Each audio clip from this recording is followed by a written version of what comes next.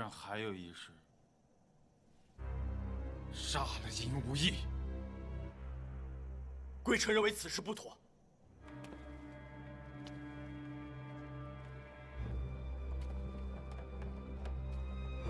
今时今日，还有铁甲在吗？铁甲依然在。住手！今天发生的事情，贵臣此前并不知情。我以天渠大宗主之名命令你们所有人。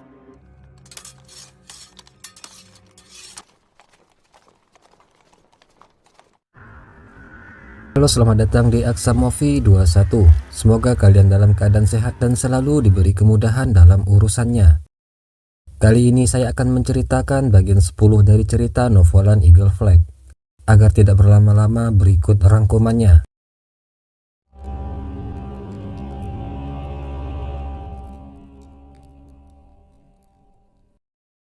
Guichen pergi menemui Lei Bicheng. Mereka membicarakan tentang perdamaian dan kematian. Saat ini Guichen semakin membenci Bicheng karena pasukan Taring Merah banyak prajurit Tianku yang tewas di Danau Fanyan. Dia bersumpah suatu saat akan membunuh Bicheng. Bicheng meminta Guichen membuka gulungan yang dia kirim sebelumnya. Di sana Guichen akan menemukan sesuatu yang tidak dia ketahui.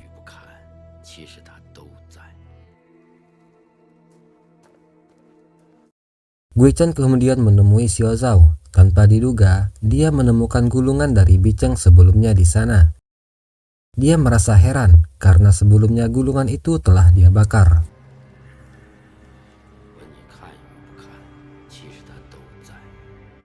Yang ternyata gulungan tersebut adalah sebuah peta. Peta itu menunjukkan ke sebuah perkampungan yatim yang pernah mereka kunjungi. Namun suasananya berbeda dari sebelumnya, di mana anak-anak di sana terlihat sibuk latihan membunuh. Di tempat itu ada sebuah pagoda 5 tingkat, tapi di peta tertera jika pagoda itu tersebut ada 7 tingkat, yang berarti ada ruang bawah tanah di dalam pagoda. Guichen dan Xiao Zhao memasuki ruang bawah tanah pagoda. Tanpa diduga, mereka menemukan banyak emas milik kerajaan. Kemudian para anak yatim kampung mendatangi mereka. Selama ini merekalah yang bertugas menjaga tempat tersebut. Pemuda-pemuda itu mengatakan jika kaisar sengaja merahasiakannya dari Xiao Zhao, dikarenakan kaisar tidak ingin membebani adiknya itu. Alasan itu sangat tidak masuk di akal, namun Guichen melihat pemuda-pemuda tersebut membawa senjata. Oleh sebab itu, Guichen memilih mengalah. Dia mengajak Xiao Zhao pergi dari sana. Kaisar bertanya kepada penasehat tentang siapa yang lebih berpengaruh di dalam sekte Tianku. Saat ini dia mulai ragu dengan Guichen. Apakah Guichen masih bisa mempercayainya? Oleh sebab itu, Kaisar berniat menjadikan Tianzan satu-satunya pemimpin sekte Tianku. Penasehat tidak setuju dengan rencana Kaisar. Dia memintanya untuk memikirkan kembali. Sementara itu, Guichen mendapat kiriman surat dari Yuran. Yuran dan Jie menunggunya untuk datang ke sebuah festival lentera. Di perjalanan, Guichen bertemu Tianzan. Mereka membicarakan tentang tujuan sekte Tianku. Tianzan mengungkit kemunculan Guichen sebelumnya, yang mencegah mereka membunuh Ying Wuyi. Tianzan berkata, suatu perdamaian itu pasti memerlukan pertumpahan darah. Namun Guichen tidak sependapat. Sampai kapanpun, dia tidak akan pernah membunuh orang yang tidak bersalah.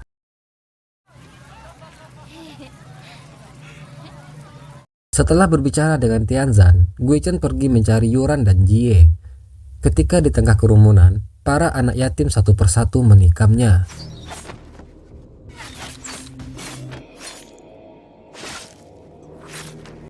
Di saat yang sama, di istana penasehat kerajaan juga dibunuh. Yang ternyata itu semua adalah ulah dari Kaisar Bailuyan. Dia telah bekerja sama dengan Tianzan untuk menyingkirkan Guichen. Orang-orang seketika berlarian melihat telah terjadi pembunuhan. Siswan yang ada di sana menghampiri Guichen yang sekarat. Dia menemukan pita kerajaan Li, lalu membawanya pergi dari sana. Jie dan Yuran terkejut melihat Guichen berlumuran darah. Sementara itu di tempat lain, Lei Bicheng sepertinya menyadari yang terjadi dengan Gui Cheng. Dengan perasaan panik, Jie dan Yuran bergegas membawa Gui Cheng ke istana. Namun semua sudah terlambat.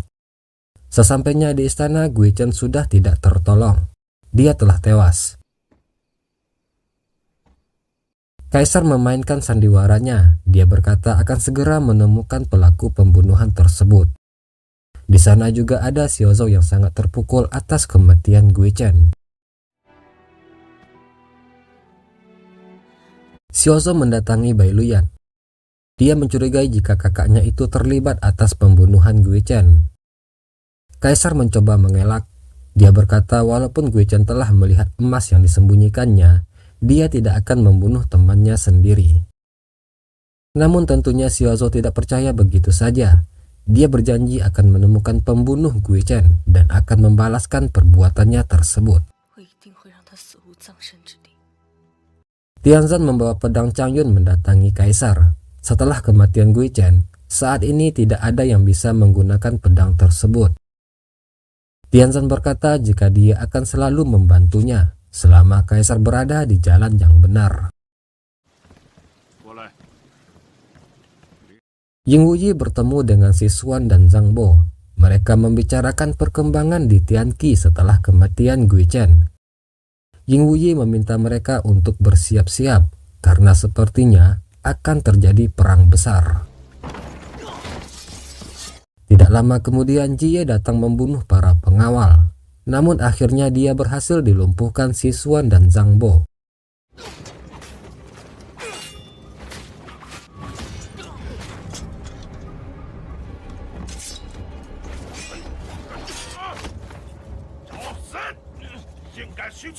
Kedatangan Jie adalah untuk membalas kematian sahabatnya. Dia menuduh dalang di balik pembunuhan itu adalah Ying Wuyi.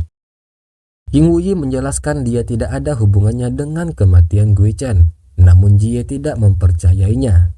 Karena sebelumnya Jie melihat Sisuan mengambil pita merah di tempat kejadian. Ketika mereka akan bertarung, Yin Yu datang menghentikan. Dia menyampaikan permintaan keduanya kepada Jie untuk menyuruh Jie mengikutinya. Kepada Jie, Yin Yu mencoba menjelaskan jika tidak mungkin ayahnya pelaku pembunuhan Gui Cheng. Jika ayahnya ingin membunuh seseorang, maka dia akan melakukannya di depan orang ramai. Ayahnya tidak akan melakukan cara curang seperti itu. Jie tidak percaya. Dia tetap yakin jika Ying Wuyi lah yang membunuh sahabatnya. Melihat Jie yang sudah tidak bisa lagi mendengar penjelasannya, Yin Yu sangat marah dan sedih. Dia menyampaikan permintaan ketiganya, yang menyuruh Jie membelikan sebuah arak untuknya. Setelah itu Jie sudah tidak punya hutang lagi kepadanya. Dia bebas untuk melakukan apapun yang diinginkannya.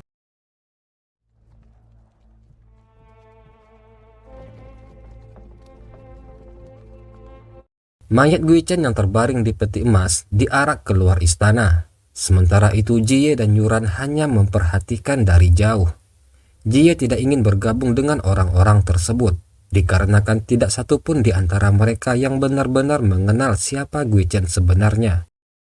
Dari belakang Xiao Zhou menghampiri mereka. Dia bertanya kenapa mereka tidak mengantar jasad Gui Cheng. Yuran hanya diam. Dia lalu memberikan seruling Gui Cheng kepada Xiao Zhou agar bisa menjadi kenang-kenangan untuknya.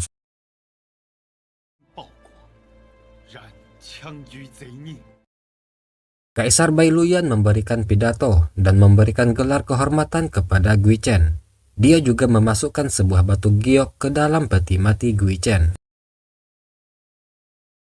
Ying Wuyi juga hadir di sana untuk memberikan penghormatan dan menuangkan arak di depan peti mati. Setelah itu, Kaisar lalu memerintahkan membakar dan memakamkan Gui Cheng.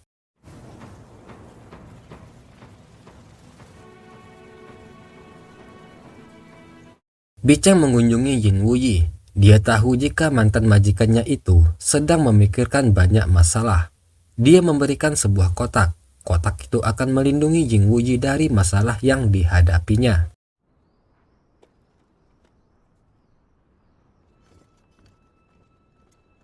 Yin Wuyi mendatangi istana. Saat ini telah berada rumor mengenai keterlibatan dirinya atas kematian Gui Chen, tapi dia tidak memperdulikan rumor tersebut. Yun Wuyi berkata jika dia ingin berbicara secara pribadi kepada Kaisar, ada sesuatu yang ingin diperlihatkannya. Kaisar memenuhi permintaannya tersebut. Kasim istana meminta para pejabat di sana untuk meninggalkan aula. Ying Wuyi memberikan kotak dari biceng sebelumnya kepada Kaisar. Ketika dibuka, kotak itu berisi batu giok dengan ukiran. Seketika Kaisar terkejut dan melempar kotak itu. Dia sangat takut hingga gemetaran.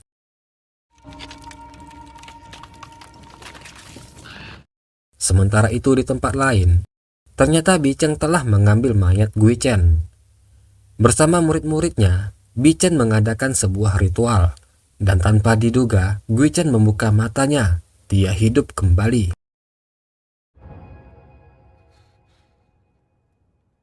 Melihat Kaisar yang ketakutan, Yin Wuyi tidak menanggapinya dengan serius. Sebelum pergi, Yin Wuyi berkata jika sudah saatnya bagi Kaisar untuk turun tahta. Semua kebusukannya telah diketahui.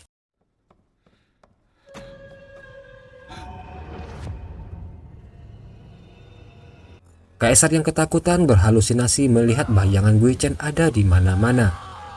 Dia memperlihatkan giok tersebut kepada Tianzan. Giok itu sebelumnya dimasukkannya ke peti mati Gui Chen. Kaisar heran kenapa giok itu masih ada dalam keadaan utuh.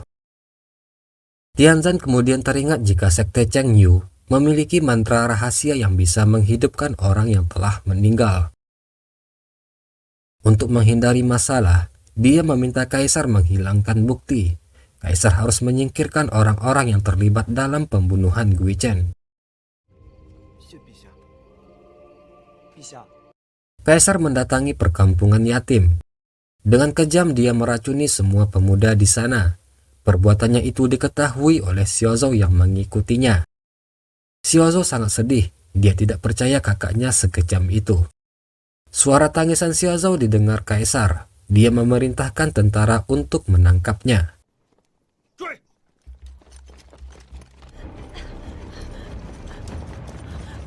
Xiaozhou dikepung oleh prajurit.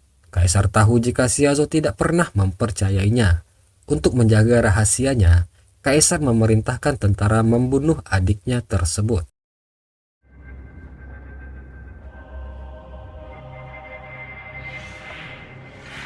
Namun tiba-tiba Gui Chen yang telah bangkit dari kematian datang menghabisi para tentara itu. Melihat Gui Chen ada di sana, seketika Kaisar ketakutan. Dia berteriak dan lari terbirit-birit.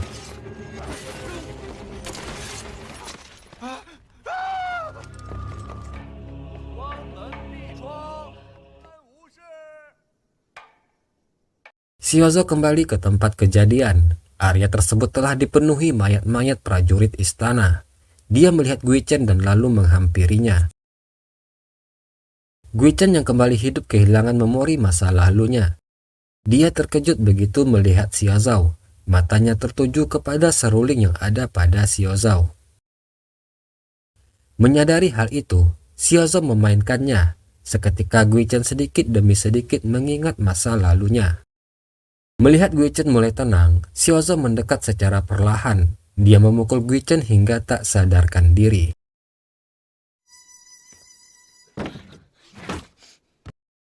Kaisar kembali ke kediamannya. Semua pejabat istana hadir di sana. Dia sangat terkejut melihat penampilan Putri Bai Lingbo yang terlihat lebih muda. Pejabat istana yang semula mendukungnya, sekarang beralih memberikan dukungan kepada Bai Lingbo untuk ikut dalam urusan istana. Di mana Putri Bai Lingbo mengetahui jika Kaisarlah yang telah membunuh Gui Chen. Kaisar menerima kabar jika seluruh prajurit sebelumnya telah tewas.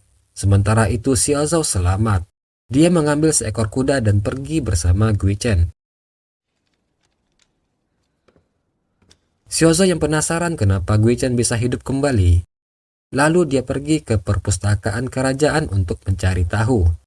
Di sana dia menemukan pesan dari Kaisar yang meminta untuk bertemu. Xiaozhou menemui kakaknya tersebut. Kaisar menceritakan semua hal buruk yang telah dia lakukan. Dia mengatakan kepada Xiaozhou bahwa dia membunuh Gui Chen dengan tangannya sendiri. Gui Chen bisa kembali hidup dikarenakan bantuan dari Cheng Yu. Saat ini dia telah dikuasai sihir Cheng Yu. Oleh sebab itu, Kaisar meminta Xiaozhou untuk membunuh Gui Chen. Namun Xiaozhou menolak mengikuti perintah kakaknya tersebut. Kaisar yang mulai putus asa lalu melukai tangannya sendiri, yang membuat Xiaozhou takut dan menghentikan perbuatan kakaknya tersebut. Kaisar berkata jika Xiaozhou harus memilih, apakah dia akan menyelamatkan Gui Chen atau kakaknya sendiri. Xiaozhou yang galau mendatangi Gui Chen yang dalam keadaan terikat. Tidak lama kemudian, Gui Chen mulai sadar. Dia memberontak ingin melepaskan diri. Xiaozhou menenangkan Gui Chen sambil memanggil namanya. Takut Gui Chen akan dikendalikan sihir Cheng Yu, dia berniat membunuhnya dan mati bersama.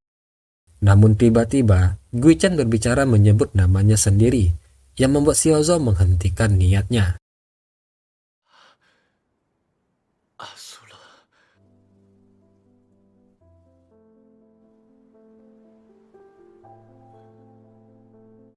Xiaozhou membawa Gui Chen kepada Jie dan Yuran. Mereka berdua terkejut melihat Gui Chen yang telah meninggal tiba-tiba ada di sana.